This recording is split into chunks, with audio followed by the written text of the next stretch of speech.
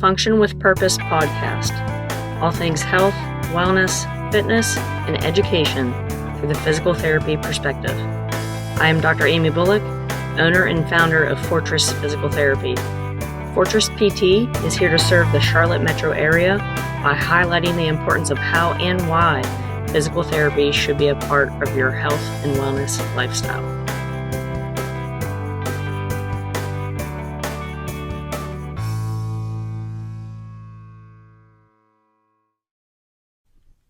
Here we go. Welcome to Season 5, Episode 6 of the Function with Purpose podcast. Good day, people. Dr. Amy here. Hope everyone's day is going well. As you guys may know, if you've been listening with me or at me for a little while, I like data. I like gaining more insight. I'm gathering more things about, I guess like biological makeup type deal of my body. Some indirect measurements that I can do for myself in order to feel better, look better, move better, function better, and overall improve my health metrics. So today's topic, I want to talk about what is the best body fat test out there? How accurate is it? What should you know about it? Should you do one? Should you not do one? I'm going to give you a little bit of an experience, but a personal experience that I've gone through and have done. And then I'm just going to talk about the three different basic body fat composition testing that's out there. So we're going to start with my personal experience. I have had done the underwater testing, body composition testing. It's called Hydrostatic Testing, where you completely submerge your body underwater. And overall, this computer kind of outputs the total body density that your body's made up of. So, I've done that like 3 times. I remember overall body fat percentage. When I first did it, I think I was at like 18% body fat. And the last time I did it was probably about a year or so ago, maybe halfway through 2021. I went down to about 11% body fat. That is significant. And some other things that led into that was my way of training, my food habits, food hygiene, my daily routines, all these small little wins that added up to my change in body fat percentage. But the hydrostatic testing, that was something I did. I think I did 3 or 4 aspects of that. But some things to consider if you do choose to go that route. It's quite inexpensive. You just have to find someone or somewhere, a facility that offers the hydrostatic testing. And it is one of the gold standards of measuring body fat composition. But, there's always some downfalls to things like this. So, you have to be able to submerge your body underwater and not freak out, right? And how this hydrostatic testing works is you have to do this submerge underwater 3 times and fully blow out your breath. So you want to get as most air out of your lungs as possible in order to have the most accurate test results. And after you get these 3 measurements, and the tester who's there guiding you through this feels like these 3 different test measurements are pretty well off. There is an average of these 3 test measurements of that is given and provided via some math, or this is known as the Archimedes principle of displacement. So it measures the total body density. So it's kind of cool, but there is room for error, right? Your inability to fully breathe out your whole lung capacity, right? your fear of water, your ability to get in and out of the water, because you're in this like big tub. So if it's hard for you to transfer from standing into a tub, or from a wheelchair to underwater, this might not be the best route for you to go. But one thing that I liked about this hydrostatic testing is that it shoots out results from a nutritional standpoint, and kind of like your basal metabolic rate on how many overall calories you should intake for the day, how much lean body mass, all that fun stuff.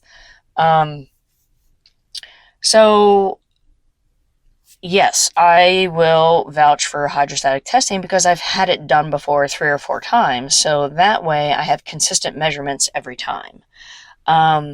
So hydrostatic testing is one of the gold standards, but there is a lot of room for testing error, right? As the person getting tested, your ability to fully blow out the air that's in your lungs, which naturally there's always going to be air that's left over, period, right? And then your ability to not freak out underwater. Those are probably like the 2 main components. It's probably underwater testing probably isn't best for someone who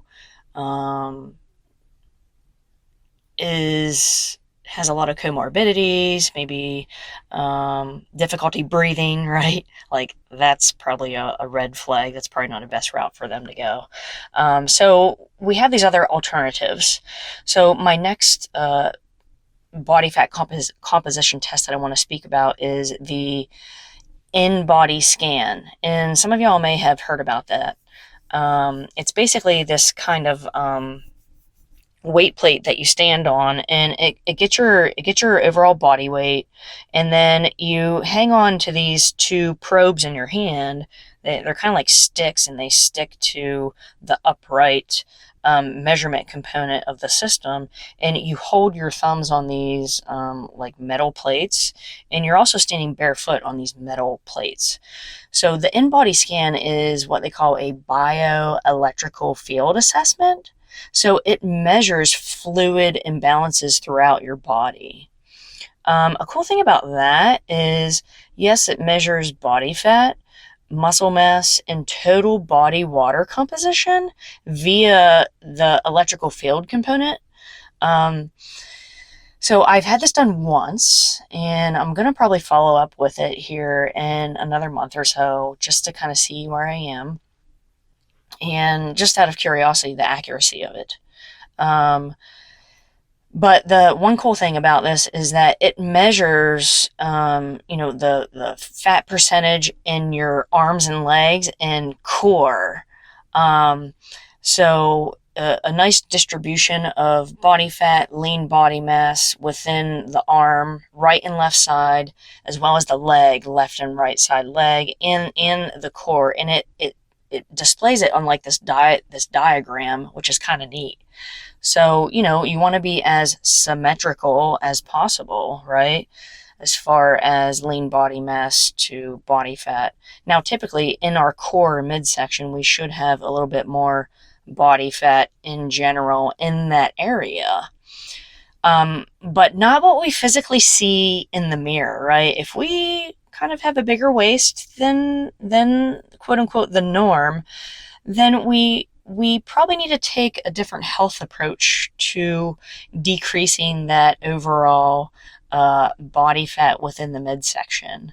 Okay, I'm not a registered dietitian. I'm not a nutritionist. I'm not any of that. I'm just giving you guys some pointers here and some things that going, based on my experience doing these body fat test composition aspects. So, this in-body scan, you will typically kind of see at maybe like local YMCAs or other health fitness clubs. They are a pretty expensive machine. They can run from like $3,000 up to probably about $8,000-$10,000. So very common. You'll probably see this at some type of healthcare facility. And where I've gotten it done, gotten it done at the local YMCA. So that's a very common space for the in-body scan to be located. But another limitation to this, not only the price range, right? Can you afford it? But it was funny. I was looking on their website and they were like, this is limited to an ambulatory population, right? What does that mean? That means someone who's able to walk, right? So it's not really normalized for the general public. For example, someone who is bound to a wheelchair, who is wheelchair bound and they can't walk. Maybe it's someone with a spinal cord injury, right? And you want to get their body fat test. Well, the in-body scan doesn't have a platform for the wheelchair to like sit upon and take account of how much does the wheelchair weigh, how much does the person weigh. Then you have to calculate in math. So, with any of these body composition type scanning and tests, there are some limitations to it. So I think when I first did this in-body scan back in April 2022, I think it said like my body fat percentage was like 14%. So if recalling back a couple minutes ago, when I did the underwater hydrostatic testing, my last test was, I was like 11% body fat. That was like in early 2021. And then I went from the in-body scan to about 14% body fat. That's a significant difference. I'm not sure how accurate that is because I'm pretty lean. I don't have a lot of quote unquote adipose fat like on my legs and arms. I carry most of mine in my midsection. But I'm not an elite athlete. I don't have 3% body fat where you can like wash your clothes on my abs, right? So that's kind of my experience right now with the in-body scan. So you kind of step on this platform and then you hold your hands on these like dial rods and it takes an electrical field assessment around your arm, leg, and like you don't feel anything. You just stand there for like a minute and then it shoots out your report. And then you'll commonly see the in-body scans like at fitness facilities like the YMCA. So this leads to my last one. This one is the overall gold standard. This is going to be the most accurate. And when something is the most accurate, it is most certainly the most expensive and very hard to come by. You will very commonly see these probably within hospitals, as well as maybe some well-known outpatient medical facilities. This is known as a Dexa scan, DEXA, or sometimes it's DXA. So it stands for Dual Energy X-ray Absorptiometry. It is the most accurate. It can be used for any population, including non-ambulatory, so someone who may be wheelchair bound, right? Versus like individuals like myself. We're able to walk and do life, not saying that someone who perhaps is wheelchair bound can't do life, but it's more generalized for the population. So basically this Dexa scan, you lay on this like plinth table and you're just laying there. So it already takes body weight measurement, all that fun stuff. You can wear your clothes.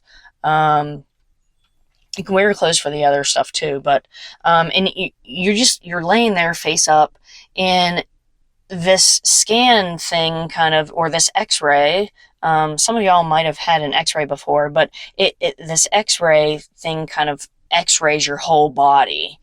It's almost like a CT scan, MRI type setup. But you're not like in this tube. You're in the table and you go into the MRI tube and come out. It's not like that. You're not claustrophobic or anything. But this is going to account for bone density, organ fat mass, lean body tissue mass, as well as fat distribution within your muscle tissues. So that is one reason why it is the most accurate and probably the most easily type of test performed, right? Because it's more generalized for the population. All you have to do is lay on a table. Another aspect that the Dexa scan is used for, I just mentioned, is bone density. So, primarily the female population, we tend to lose bone density as we age, which sets us up for possible osteoporosis or osteopenia. So this is a test that we will get when we're in our 5th, 6th, 7th decade of life and onward. But I've never had a Dexa scan done before. Now, there are some locally here in Charlotte, in South Charlotte, that I looked up. I will put those links to each of these tests in the comment section. But I know this is a lot of information. So overall, getting a picture, like which one is best, which one's most accurate. Clearly, we know the Dexa scan is the most accurate. It's also the most expensive, and it's probably the most limited access, right? You're going to find that mostly at a hospital or some type of big, bougie medical center. And it literally measures everything. Body fat, organ fat, like everything that we can't see in the mirror. So that's why it's so accurate. So it accounts for everything. It literally accounts for our whole body. And then we have the in-body scan, which you'll probably commonly see at fitness facilities. A prime example, I know a lot of YMCAs do carry this.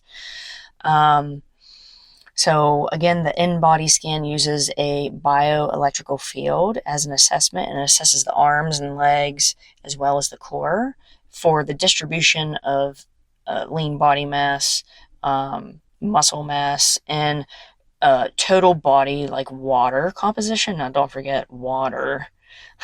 Our body is like 90% water anyways. So that's a little bit of a skew there. And lastly, the underwater hydrostatic testing that I've commonly done. Again, your ability to do that is going to be a little bit limited because you have to be able to fully expel your breath while underwater.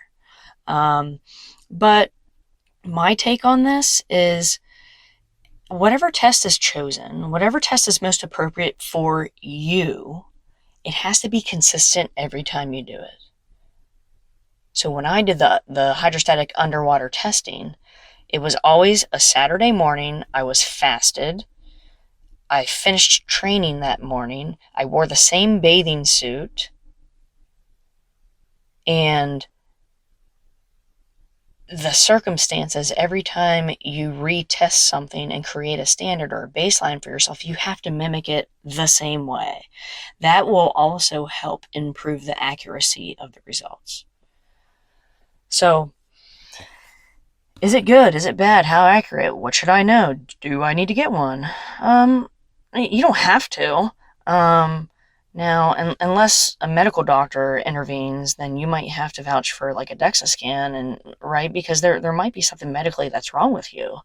But I'm a data person, so I wanted to dig in a little bit deeper on my body fat composition, my lean body mass, etc. And I was just exposed to the hydrostatic testing initially, so I just stuck with that. So yeah, if you guys have any questions or any insight or any links to provide, any more information, totally drop them in the comments. But, if you're debating, why not? Go for the in-body scan. If you know that the local YMCA has one, then do it, right? It gives you information. It gives you intel. How can you better your health, wellness, and fitness? Any of these tests. But I think at some point I'm going to try to get a Dexa scan, just out of curiosity. All right. Well, thanks for hanging in there. This was a long one today. All right, you guys. If you have any other questions, drop them in the comments or send me a direct message on Instagram @Fortress.